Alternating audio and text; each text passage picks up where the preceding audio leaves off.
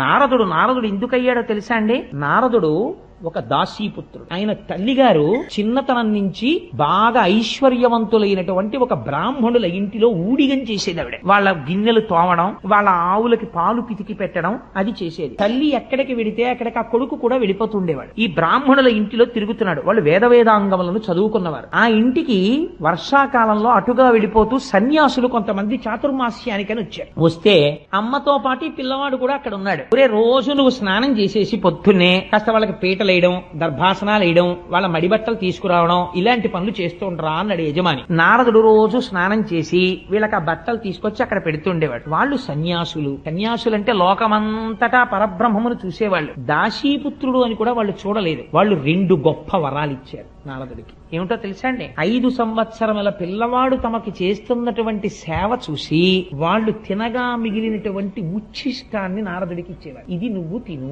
వాళ్ళు మహాభాగవతులు. వాళ్ళు తినగా మిగిలినటువంటి భాగవత శేషాన్ని తిన్నారు. ఆ వచ్చిన సన్యాసులు పొద్దున్న లేవడం, భగవంతుణ్ణి అర్చన చేసుకోవడం, ఆ వేదాంగాలు చదువుకోవడం, చర్చ చేసుకోవడం, మధ్యాహ్నం అయ్యేటప్పటికి భగవంతుణ్ణి స్మరిస్తూ నాట్యం చెయ్యడం, పొంగిపోవడం చేసేవారు. ఈ పిల్లాడికి ఏం తెలియదు. కూర్చుని వాళ్ళ వంక చూసి ఎంత బాగుందో అని పొంగిపోతుండేవాడు. ఆఖరికి చాతుర్మాస్యం అయిపోయి వాళ్ళు వెళ్ళిపోతున్నారు. వాళ్ళు ఏమి ఇస్తారండి? ఇప్పుడు ఒక సన్యాసి వెళ్ళిపోతూ తనకి సేవ చేసిన వాడికి ఏమిచ్చి వెళ్ళిపోతాడు? అబ్బాయి నువ్వు 1000 రూపాయలు ఉంచుకోరా అని సన్యాసి ఇవ్వడు కదా. అందుకని ఇప్పుడు వెళ్ళిపోతూ పిలిచి వాళ్ళు నన్ను పక్కన కూర్చోపెట్టి, ఒరే నువ్వు రోజు లేచి మాకు ఉపకారం చేశావు, మాకు సేవ చేశావు, రా నీకు జ్ఞానం చెప్తామని కూర్చోపెట్టుకుని వాళ్ళకి కృష్ణ పరమాత్మ మీద ద్వాదశాక్షరి మహామంత్రాన్ని ఉపదేశం చేసేసి, ప్రణవోపదేశం చేసేసి ఆ పిల్లవాడికి కూర్చోపెట్టి ఈ లోకమునందు మాయ ఎలా ఉంటుందో, సత్యం ఎలా ఉంటుందో చెప్పేశారు. చెప్పేగానే ఇంతకాలం అటువంటి వాళ్ళని సేవించి ఉన్నాడు.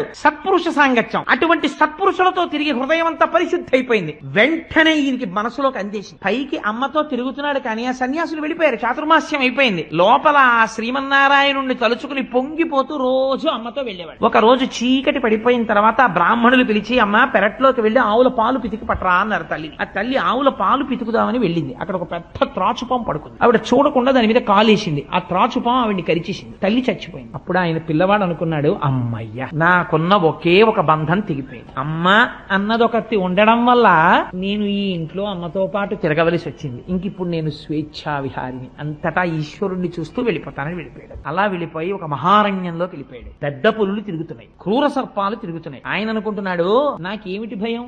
ఈ లోకమంతటా నిండి నిబిడీకృతమై శాసించేటటువంటి కారుణ్యమూర్తి అయిన శ్రీమన్నారాయణుడు ఇక్కడున్నాడని నాకు వాళ్ళు చెప్పారు.